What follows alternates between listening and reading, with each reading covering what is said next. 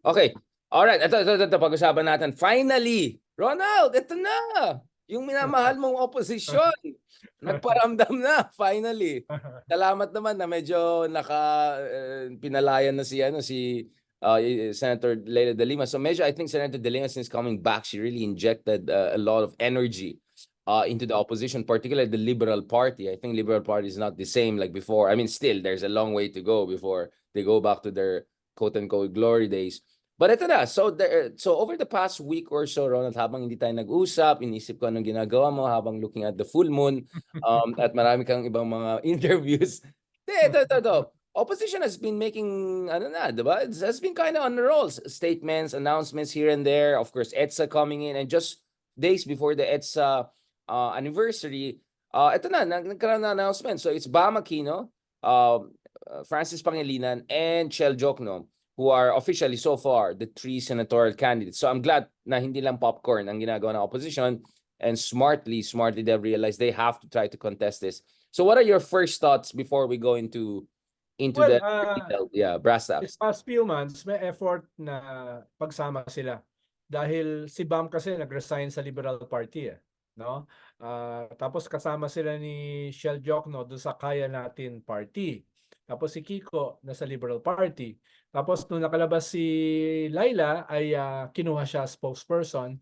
Si Senator Risa Hontiveros naman, siya yung parang nagbubuo nung big tent para magsama. So yung first step nagawa na. The first baby step. Nagsama na yung si Bam at saka si Kiko plus Chel. Tapos sabi ni Laila, kinukumbinsi nila si Lenny kung pwede siyang sumama doon sa Slate. Kung meron kang ganyang apat, so hindi naman mga pushover yan, no?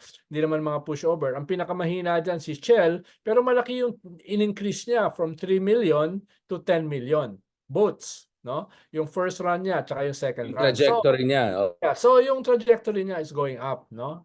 Si Bam at saka si Kiko are former senators. So hindi naman sila mga pushover. Kahit medyo sa survey ay nasa labas pa sila ng 12, no?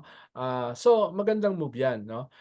Ikalawa ay pinag-usapan natin doon sa previous episode, medyo nabubuhay yung EDSA spirit, 'di ba? So maganda itong template, maganda itong foundation going into the midterms, no? Lalo na mukhang hindi pa naman patay yung pink wave noong 2022.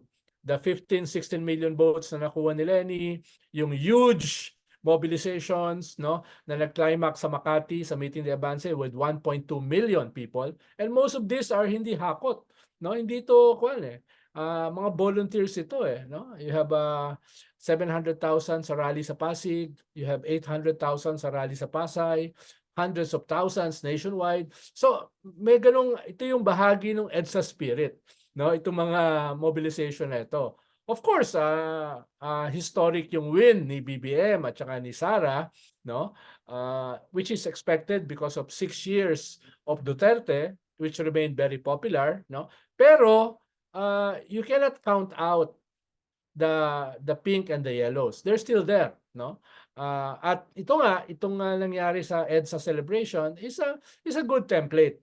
At ikatlo, na hindi directly connected pero merong dotted lines, itong survey halimbawa sa ICC, no? I look at that as part of the EDSA spirit against impunity. No, ibig sabihin nakakalungkot ng panahon ni Digong na parang everybody was supporting Tokhang. Pero ngayon parang nagigising yung mga tao na that was wrong at there has to be something else. At ito yung posible, itong emerging criticism against impunity ay bahagi ito ng EDSA spirit. At pwede itong i-harness ng mga pink and yellow going into the midterms, no? So if organize well, So itong slate na ito na incomplete pa lang, hopefully hindi mangyari dun katulad nung nangyari sa 2019 na zero, no? Hopefully ay yung kahit pumasok sila sa bandang last nung 12, at least makapasok, no? Hindi ko aasahan na sila ay magtatap, no? Pero makikita mo may movement Halimbawa, Amy Marcos, which was in the previous survey nasa top 5, ay ngayon nasa last 2. No, si Amy, no? Bumababa siya, no?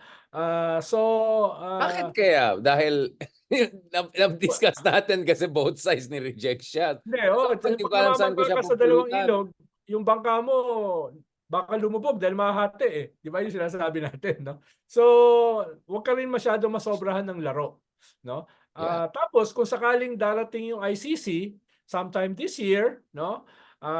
Baka maapektuhan some of the candidates of the Duterte camp.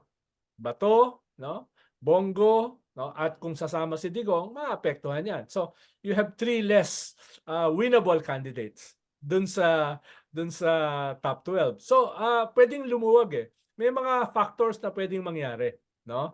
How you maximize this emerging anti-impunity base. Paano mo ma-harness yung dati na pink wave at less than 2 years ago, at paano mo madala sa logical conclusion, halimbawa itong mga kakasuhan ng ICC, no? So yan yung kung sakaling magkakaroon ng perfect storm, perhaps may tsansa yung mabubuo nung pink yellow slate, no? Hindi ko alam kung sino pa yung hahatakin nila para sumama. Ako duda ako if Lenny will join dahil mukhang Local nakafocus siya sa government. Naga, no? LGU. I think And LGU would be also definitely si good. Laila walang balak tumakbo, no? Si Drilon mukhang retired na talaga, no? Si Yung Sunny Trillanes, mayor talagang pinaka-winnable. gusto niya. Well, si Sunny talaga nakafocus sa local, no? Talagang LGU na siya Point, this time. oo, no? Kaya let's see, no? Ako naman, kahit naman dagdagan mo yung slate, halimbawa, meron kang 3, 4 na may fighting chance, tapos meron kang 4 na kahit medyo malabong manalo, at Pero least long game. oo, pwede Pakilala mo kang muna. mag-prepare para sa 2028. For lack of a better example, parang si Risa, no? Not necessarily losing twice, pero at least kahit hindi ka manalo sa first round mo, pero magmarka ka, no? In a way parang the Luke Espiritu framework, no? Dahil si Luke naka 3 million votes, masyadong malayo doon sa mga kasama niya na hindi man lang lumampas ng 1 million, di ba? Votes. Pero nangyari yan dahil naging disruptor siya sa isang presidential debate. Ibig sabihin, no, in just one debate, no, pwede kang madagdagan ng 3 million votes, no, kung maganda yung handling mo, no? Yun yung sinasabi ko na 0 to hero, yeah. na in the world of social media, it can happen, no? It can happen. You can have a fast burn. You can have a fast burn. Before we talk about the 2025, let's discuss 2020 sorry, yung midterms 2019, no? Yeah. Okay, obviously to be fair, naintindihan natin the structural limitations for oppositions was really crazy. We're getting reports back then na if yung LGUs daw nag-host ng opposition leaders, baka malagay sila sa narco list, diba? There were reports like that. I mean, things were really crazy. Given na may incumbency advantage, to put it mildly, alam ng tao what we're referring to in midterm elections. Pero yung ng Digong, nakakatakot kasi kung nag-host ka daw ng opposition or something, baka malagay ka sa narco list. At alam natin, back in the day, that could have been a death sentence even. So, some opposition ocho derecho candidates would say they couldn't even get hosted and access certain area. Kaya nga sabi ko, even the democratic nature of those elections were highly questionable. So we can go on and on about structural limitations, no, all the odds that they had to face. But having accepted that, saan siguro nagkakulang? I mean, do you think they could have still done better than ending up with literally 0, right? I mean, for the first time in 81 years, kahit isang nanalo. Was that inevitable? Was that like totally determined? I'm not sure, no? Pero may tatlong Yeah. factors diyan eh, no? Hindi lang yung chilling effect ng EJK, hindi lang yung chilling effect ng Tokhang, which was at its height noong 2019, di ba? At its height yan. Andun din yung buhay yung revolutionary government niyan.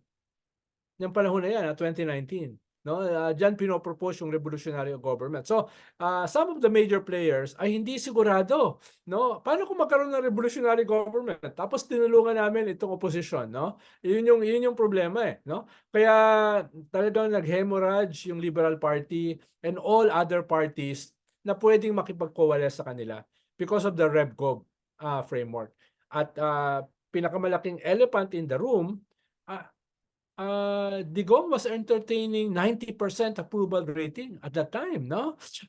Yan yung napakataas, no? Yeah, preponderant na talaga Yeah, siya. Yeah. historic yan. No? Talagang yan yung pinakamataas yung kanyang popularity, no? Yan yung pinakamataas yung kanyang Punisher image, no? Yan yung so the Tokhang, the chilling effect, then the revolutionary government still on the table, no? And then the huge historic popularity of Duterte. Tapos at the same time defensive yung opposition, no? Defensive yung opposition at that time, no? Meron kang Vice President Leni Robredo na na-demonize ng husto, no? Meron kang senador na pinakulong, no? You have a sitting senator na nakakulong, 'di ba? Si Laila de Lima na na-demonize din. Meron pa daw mga sex tapes na lahat binato mo sa kanya, no? Doon sa kaya that was the worst of time for any opposition, no? For any opposition to survive, no? Perhaps Mar Rojas or BAM could have survived, no? Pero hindi nila nakuha yung tamang timpla, no? Dahil nagulat din sila eh. Nagulat sila sa Tokhang, thousands are being killed, no? Not even in the dictatorship na nangyari yan, no? And then the revolutionary government framework on the table, and then the very popular president, no? Kaya nag-fumble din dahil they don't know how to face that triple whammy, no? That yan yung pala yan, no? Shock Kaya and yun, awe kasi nangyari. Talagang shock and awe yung kay Digong eh, di ba? yes, no? Tapos hindi rin ganun ka-close, hindi rin nagtulungan si Bam at saka si Mar because they don't like each other. No, they don't like each other. At kasama sila sa Ocho Derecho. And all the rest sa Ocho Derecho are practically neophytes. You have Hilbay, you have Samira Gutok, no? You have Shell Jokno, di ba? You have this election lawyer. No, yung karamihan doon sa Slate are not veterans, are not political veterans. No, nobody even knows them. Yun yung pan eh. Ang dalawa lang talaga doon sa Ocho Derecho, yung sana may fighting chance, si Bam at saka si Mar. But even the two of them don't like each other. No? Eventually, nag-resign si Bam sa Liberal Party, no? Pero part ng kanyang pag-resign ay yung kanilang dynamics ni Mar. 'Di ba? Yun yung kanya. Kaya hindi ko alam looking back, Richard, hindi ko alam kung paano May paano tweaks lang sila sana. Yeah. aayusin ito, no? I doubt kung makakahanap ka ng magandang campaign strategy in 2019, even realizing in retrospect what happened, no? Dahil paano mo babaguhin yung chilling effect sa population ng Tokhang where thousands are being killed? And 2019 was the height of Tokhang. Tapos meron ka pang nakaamba na revolutionary government, continuity, no? Tapos a very popular president as never before, more popular than Marcos. 'Di ba? Marcos never reached 90%. No? Well, we don't know. Wala pang established pulse Asian. But you're Sa bagay, no? I mean, Pero phenomenon talaga yeah, yeah. not phenomenal, but phenomenal si Digong, talagang influencer talaga yan eh. Yeah. No, So I mean, even looking back, yeah. Richard, hindi ko alam kung what might have been, no? What might have been at that But what time. does that say, Ronald? Because essentially what you're saying is they were not ready for someone like Digong. I mean, I completely understand. Yes, no, But nobody it's was not. ready. But look at it. Brazil Yeah. had Bolsonaro. Orban in Hungary. There were versions of in Czech Republic. Trump in U.S. But if you look at a lot of these countries, hindi sila na zero, right? I mean, the opposition would fight back, and in some cases, in Czech Republic, they won. Trump kept on losing midterms elections, re-elections. Yeah. In Brazil, Bolsonaro lost eventually. Lula came back to power. So, Yeah. what's going on there? Is it because our Ula, opposition was lulled in? the PT has a huge base, no? They were in government, no, with two presidents, di ba? And Lula, 2 terms yata siya, no? Tapos yung si Dilma was 1 term. Joseph, yeah. So hindi sila pushover. Tapos kahit natalo kahit natalo yung kanilang kandidato, ang laki ng kanilang base sa local government, no? Sao Paulo, Rio, Brasilia, etc. No, hindi sila nawala, no? They were there in huge chunks of the local government. Hindi katulad nung yellow na wipe out or naglipatan kay Digong, no? Sa Brazil ay nandun sila, no? At hindi malaki yung kanilang pagkatalo, no? Ah, Yun yung siguro different. Yeah, Dito and sa in atin kasi Brazil, we parang saw, yeah, sa atin yeah, winner take all eh. 'Di ba? This is a winner take all society eh. 'Di ba? Pag nanalo yung presidente, everybody gravitates to the follow the president. leader, yeah. Walang Except walang if the real winner is political bad, party. Oh, if the wala. winner is a bad person, he takes all also. I mean, which Yeah. is which Sa is Brazil, you have several leftist parties eh, no, na hindi nawala, 'di ba? The PT, no, the Social Democrats, no, merong left-wing party na kahit maliit ay intact. So wala tayong ganung ideological parties here.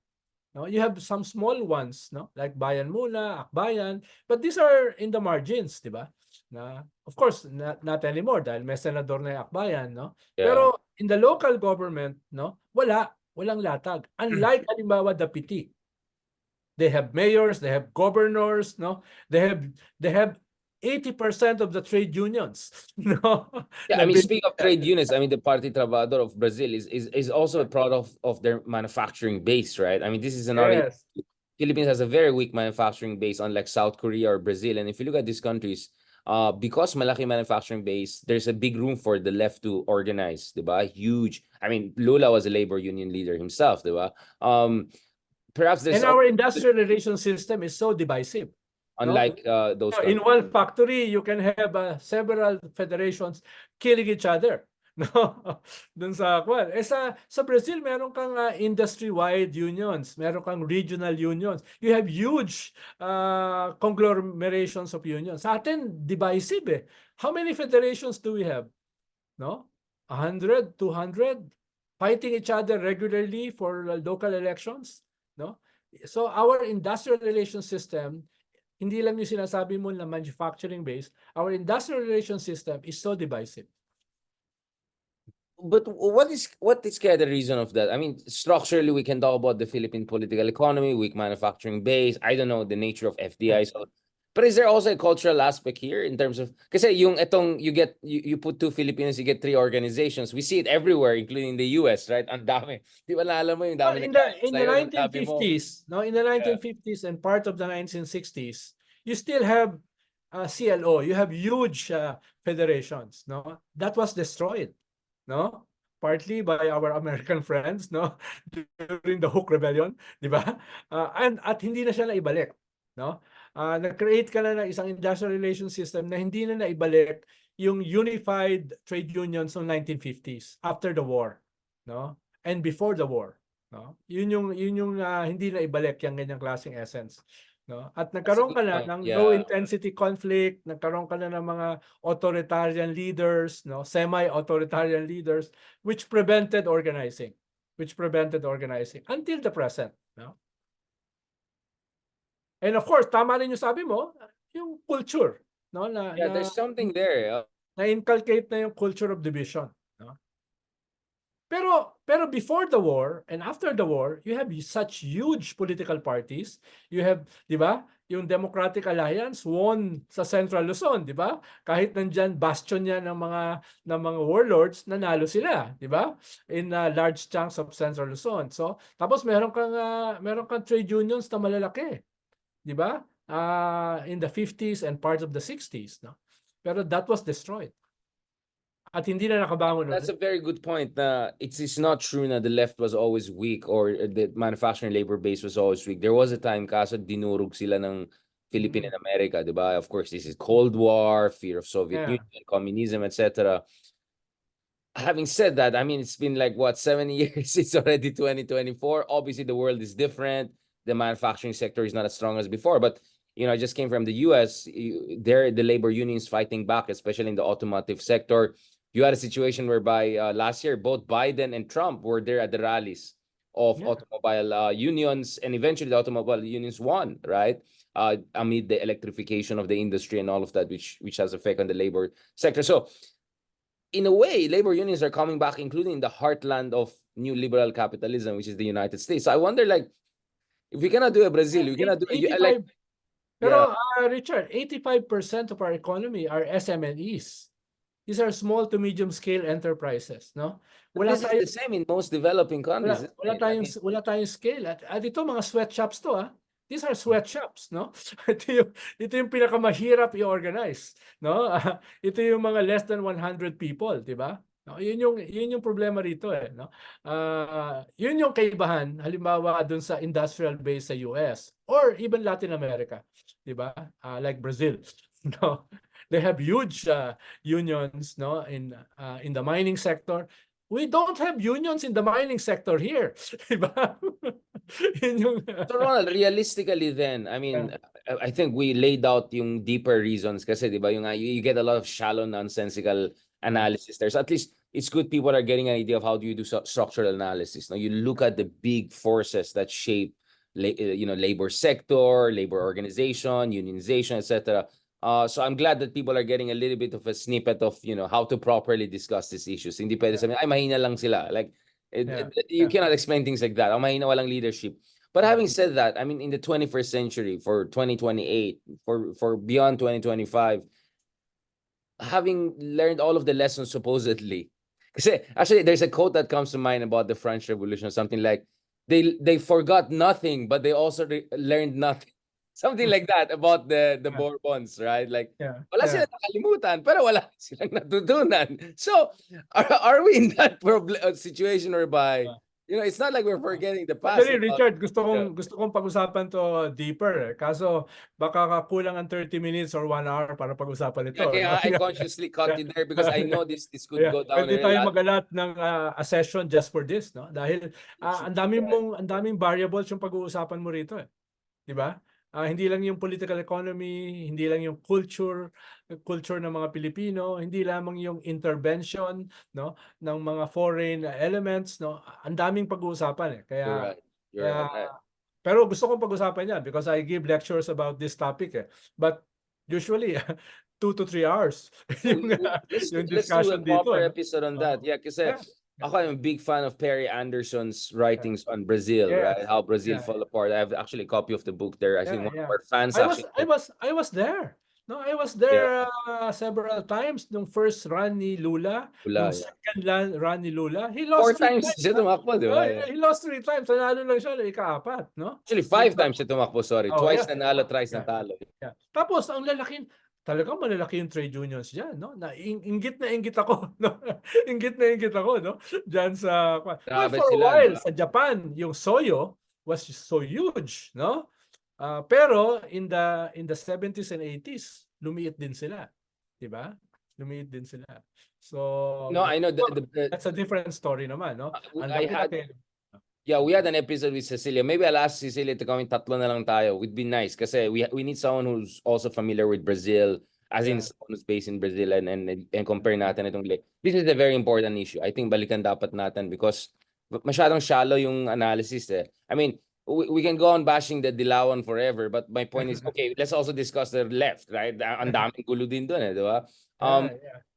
So, yun nga bakit, that's what I'm trying to understand, but walang gel, right? Something that holds the bigger opposition together, an umbrella coalition opposition together. But having said that, like, just short, I mean, because, we can go on and on about this, we have to have separate discussion, but Ronald, like, what do you think is the ideal strategy, short, medium term, and long term for the opposition? Well, paliwanag ko lang, Richard, no? Nung nanalo si Pinoy, no?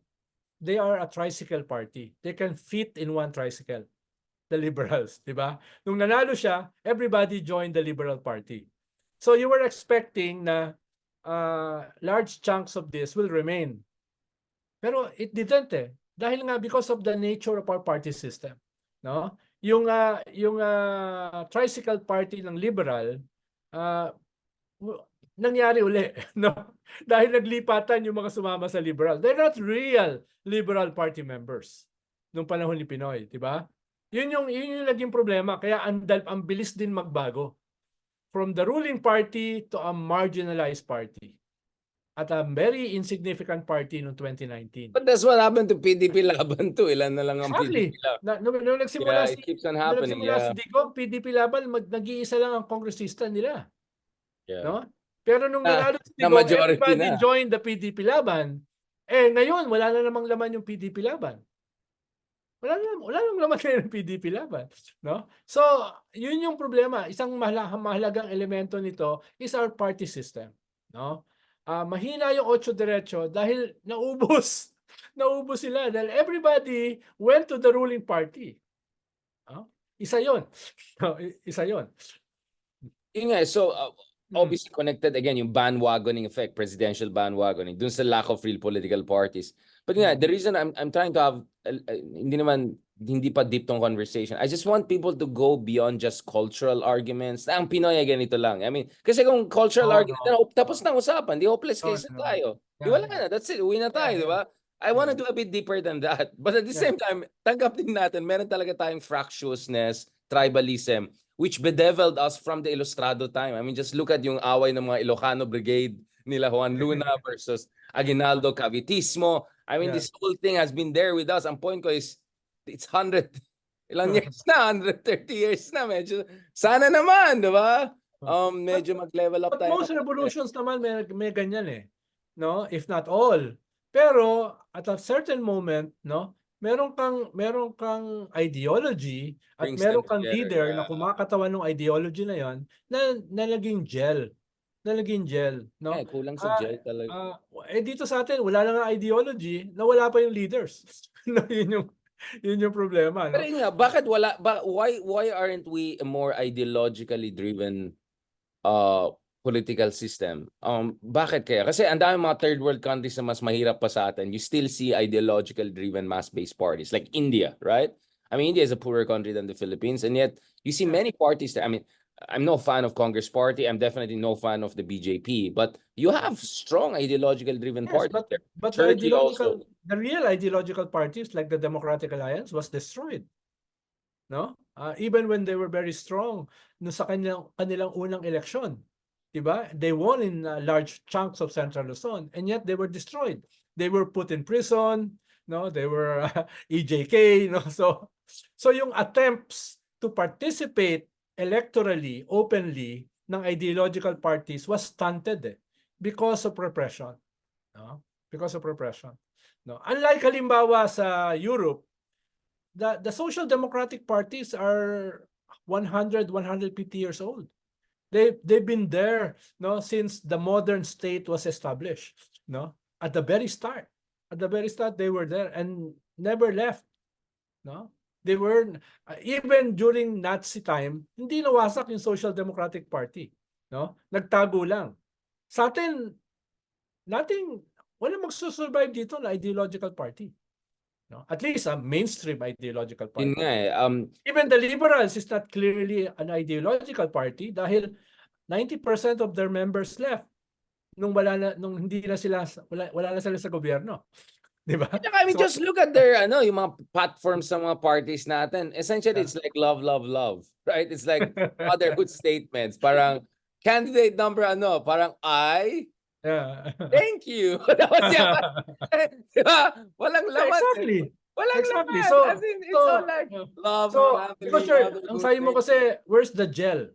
No? Part of the gel is the ideology, no? As well as the leadership. You're absolutely It's a right. combination of leadership and ideology. Nung may dagdag pa diyan yung mga hook, they came from the Socialist Party before the war, di ba? The Communist Party before the war. These are folk heroes. Yeah, di ba? These are folk heroes. For lack of a better example, parang yung mga Sandinista. No? Pinapasa yan from generation to generation. These are family. Remember, yung political party are family-based. No? Di ba? Yan yung, halimbawa, pag pumunta ka sa Europe, yung kanilang lolo at yung lolo ng kanilang lolo are socialists. No? Pasa-pasa yan sa kanilang mga anak, di ba? Family tradition ng ideology. It's a family tradition. I see what you're saying. Families, communities, di ba? Yun yung kanila Yan, nakat yan sa atin. Nawasak yung ganyang klaseng tradition. Well, inabutan ko yan noong 1980s when I was organizing in Central Luzon, in Pampanga, in Tarlac. May ganun pang remnants, no? Na yung kanilang lolo ganito, yung kanilang tatay ganito, yung kanilang tsuhin ganito. May ganun pang remnants, pero naputol na yan in the 70s and 80s. Yan ganyan. Which is sad, no? Dahil political parties are not just about ideologies. They should be about families and communities. Right. There should Political be a life parties, world there. They should be yes. an investment. I get what you're Yeah, saying. Yeah. yeah. Yun yung nasira sa atin. At nakikita ko pa rin sa ibang bansa like sa Brazil, no, sa Chile, no, the tradition of struggle wasn't cut up to now. Sa atin na-cut eh. 'Di ba? Sa atin na-cut. Again, the reason why I'm hedging here is because natakot ako this can go on forever. So my suggestion would be let's have an episode on Isabelo de los Yeah. Reyes, right? Yes, And we can play it yes. from there. I think that would be a nice way of discussing the lost golden era of the progressive Yeah. movement in Di the ba Philippines. sabi mo nga nung several months ago na Unsung heroes. tuwing episode natin, ibalik natin yung some of our heroes. Like, yeah, we Yung have to have like specific, let's start as in from the Yeah. beginning, Isabelo de los Reyes, and then trace the trajectory of the progressive movement in the Philippines. Yeah, just to close Pero on Amado Hernandez, yung sinasabi ko na last moment na unified ang trade union movement. trade unions. After nung panahon ni Exactly, we can Amado go like that. Hernandez, nawala na. Okay, so we can go from Isabela de Reyes to Amado Fernandez.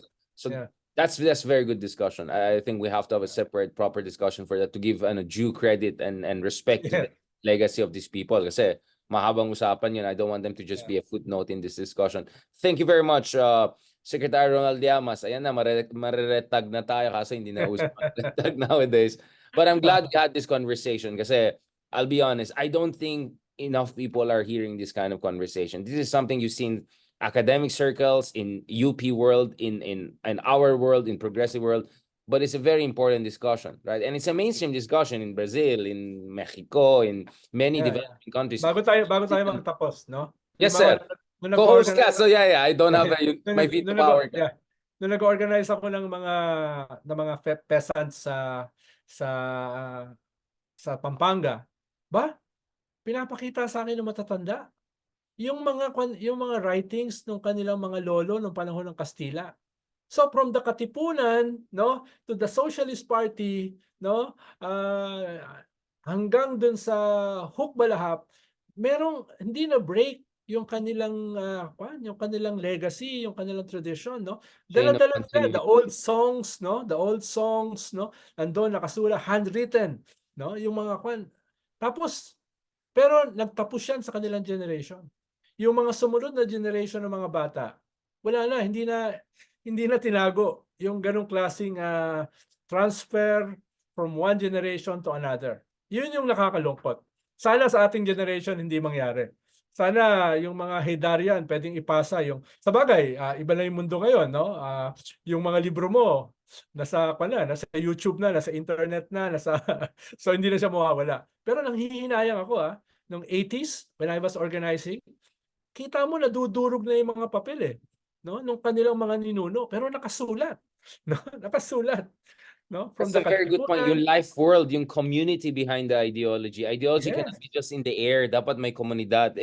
That's a very, very good point. I think you should have Leloy. You should have Leloy back. I think we should do this with Leloy kasi ang ganda ng bagong libro ni Leloy. So I reviewed it. This is just preprint and all. He has a fantastic book, Empire of Austerity. It explains saan galing itong bad monetary policy, anti-development state natin in ways that I haven't seen by anyone done before. So he would be a perfect person kasi I think he's also a fan of, I mean, practically all of the guys who know a thing or two about history, lahat sila team Isabelo de los Reyes. Obviously, I'm biased because Ilocano si Isabelo. I mean, I love Rizal, but as a Ilocano, I'm super proud of Isabelo de los Reyes. What a brilliant guy. Let's discuss him. In a separate episode. Let's bring also Lelo because I think it would be nice to have a... Bumalik na ba siya sa US? No, he's still in Berkeley. Yeah, yun nga, yung time zone lang. I thought he was here. Bumalik na siya. Hanggang January. Yes, I hope to catch up with him also soon naman dun sa kabila, God willing. But in the meantime, I can see, Ronald, na-animate ka, especially when I brought the Brazil example, right? The PT and all of that. I immediately saw in your eyes, right? Na like, Oh my I God, was you want to there. discuss it I again? was there a lot of No, I times. know, man. It's a very exciting case. And as we Yeah, speak, actually, Bolsonaro is being tried for potential treason because he was yeah. trying to trump his Like, way. yeah. So big things happening in Brazil as we speak, right? Pero lalaki pa rin ng mga rally niya, di ba? Yes, mga Yeah, lalaki. pro-Bolsonaro rally. Yeah, So as just as we speak, lots is happening in Brazil. It's a country, it's a beautiful country, beautiful culture, beautiful people, but a lot to also watch about their politics. Very tragic, very difficult. yeah. So I really suggest folks to pay more attention when we discuss these things. Hindi kami nagpapakute lang. Kasi ganito naman Ronald, kung gusto natin magpakita ng social tayo, we'll talk about French politics, di ba? We'll talk about Macron, we can talk about, yung mga ganun. Pero kung gusto natin magpakita na tropical, lefty, Brazil ang talagang minamahal natin di ba? So Yeah. yun, I really, really appreciate this, Ronald. I could see you're animated. So yeah, I think we need proper episode for these things. Hindi, siguro gawa tayo ng series talaga, like mini series. Yeah, So I'm yeah. learning lessons from other podcast episodes. Like there's this really podcast I love, Empire series. They have series like Roman Empire, Persian Empire, and then they have mini series like Discovery of Indian Food by Britain. You know what I'm saying? Like, so I think we can do something like that. Let's do a mini series na lang. Yeah. I'm sure people will appreciate that. Now, let's go to your favorite topic next episode very shortly. Mga Duterte ulit. I just want to shortly talk about that before we go to our favorite president, of course. Ayan, matatrola naman tayo. Our very traveled, wala, hindi na ako makapag, sa kanya Magellan Jr. kasi baka ma-accuse din ako na Magellan. Sa akin kasi pinabayaran na ng taxpayers ng ibang bansa, hindi sa ibang bansa. So at least my conscience is clear. Salamat, Sir Ronald Llamas. Yeah, okay. Yeah. Ano yung sa obrigado, right? Obrigado. Obrigado in Portuguese. Obrigado.